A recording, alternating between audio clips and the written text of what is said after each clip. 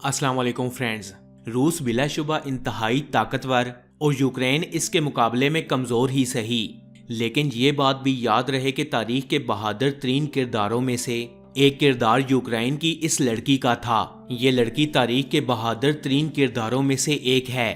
یہ تاریخ کی وہ بہترین شارپ شوٹر تھی جس نے ایک محاذ پر جرمن فوج کے خلاف اپنی بندوق سے 36 گولیاں نکالی اور جرمن کے 36 شارپ شوٹرز کو مار ڈالا، اور یہ دنیا کی تاریخ کا وہ ریکارڈ تھا جو آج تک کوئی نہ توڑ سکا۔ سکرین پر نظر آنے والی اس لڑکی کا نام لوڈمیلا میخلوونا ہے، جو 1916 میں یوکرین کے ایک شہر کیف میں پیدا ہوئی۔ جی ہاں، وہی کیف جس پر رشیا نے خوب آگ کی بارش کی۔ یہ لڑکی بچپن میں ایک شرمیلی اور خوفزدہ سی بچی ہوا کرتی تھی۔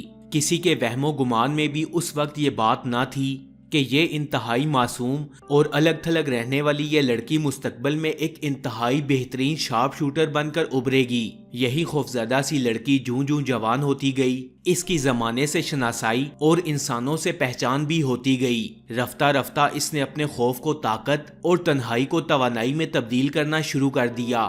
1930 کے عشرے میں جب وہ کیف یونیورسٹی میں تاریخ کی طالبہ تھی تو پوری یونیورسٹی میں وہ ایک خود سر اور عملیت پسند لڑکی کے طور پر مشہور ہو گئی۔ اس کا ایک ساتھی بہت اچھا شوٹر تھا اور وہ ہر وقت اپنی شوٹنگ کی تعریف کرتا رہتا تھا۔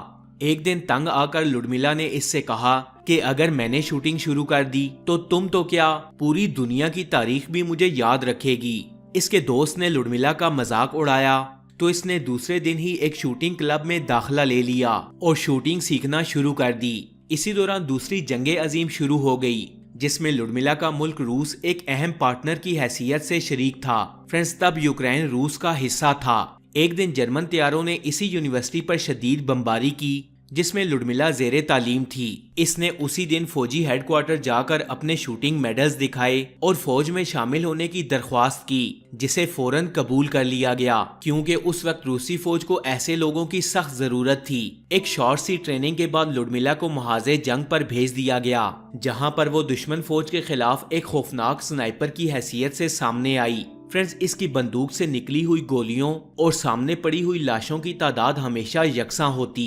اسی دوران محاذ جنگ پر اس نے اپنے ایک ساتھی کے ساتھ شادی کر کے دشمن کو اپنے اعصاب کی مضبوطی کا پیغام بھی دیا، اور اسی دوران وہ اپنے شوہر جو خود بھی ایک سنائپر تھا اس کے ساتھ محاذ جنگ پر لڑتی رہی۔ اس لڑکی کا نشانہ اور داؤ پیچ اتنے خطرناک تھے کہ ساتھی سپاہیوں کی قلیل تعداد کے باوجود بھی اس نے دشمن فوج کی اکڑ نکال کر رکھ دی۔ اس کی ہیبت اتنی تھی کہ جرمن فوج اسے گھوسٹ سنائپر کہنے لگے، کیونکہ وہ اچانک اور غیر متوقع طور پر نمودار ہوتی اور دشمن فوج کی لاشیں بچھا کر درختوں اور پتھروں کے بیچ غائب ہو جاتی۔ جب اس کی دہشت دشمن میں بڑھ گئی تو جرمن کمانڈروں نے ایک میٹنگ میں فیصلہ کیا کہ فوج کے بہترین سنائپرز کو بلا کر لوڈمیلا کو ہر حال میں ختم کیا جائے۔ اس منصوبے کے تحت 36 بہترین سنائپرز کا انتخاب ہوا، جنہوں نے کافی تگو دو کے بعد اس لڑکی کو گھیر لیا اور ان کے درمیان ایک خوفناک لڑائی شروع ہو گئی۔ چند لمحوں بعد اس کا شوہر اور تمام ساتھی اس کے سامنے مارے گئے، لیکن اس نے نہ صرف خود کو بچا لیا بلکہ اپنے اعصاب پر قابو رکھا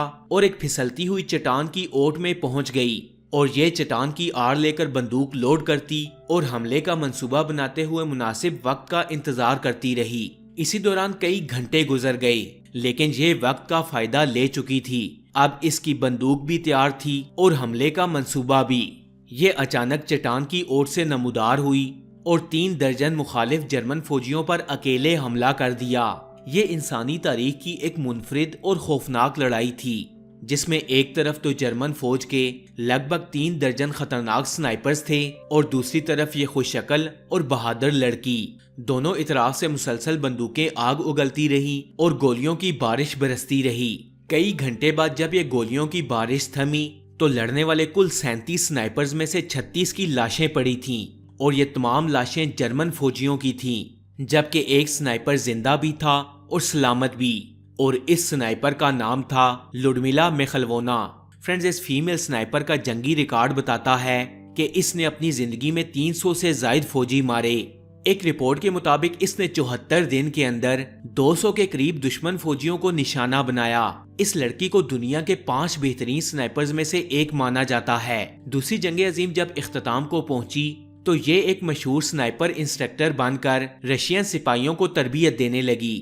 اس وقت کے امریکی صدر روز ویلٹ کی بیوی اس لڑکی کی بہت بڑی مداح تھی، اسی لیے اسے امریکہ کے دورے کی دعوت دی اور اس کے لیے 43 شہروں میں ٹورز ارینج کیے، جہاں لڈملا جنگ پر لیکچر دیتی رہی۔ امریکی عوام نے اسے ہاتھوں ہاتھ لیا، مختلف تنظیموں نے اسے دعوت دی اور اس کی بہت پذیرائی کی، لیکن ایک موقع پر جب میڈیا نے اس کے ڈریسز اور میک اپ کا مذاق اڑایا تو لڈملا نے ہنستے ہوئے کہا کہ میں ایک فوجی سپاہی ہوں اور فوج میں آپ کا کام دیکھا جاتا ہے، میک اپ اور کپڑے نہیں۔ وہ امریکہ سے واپس آئی اور اپنے آبائی قصبے میں گمنام ریٹائرمنٹ کی زندگی گزارنے لگی۔ 27 اکتوبر 1976 کی ایک سرد شام کو تاریخ کی اس بہادر ترین خاتون نے اپنی شاندار زندگی کی آخری سانس لی اور اس دنیا فانی سے کوچ کر گئی۔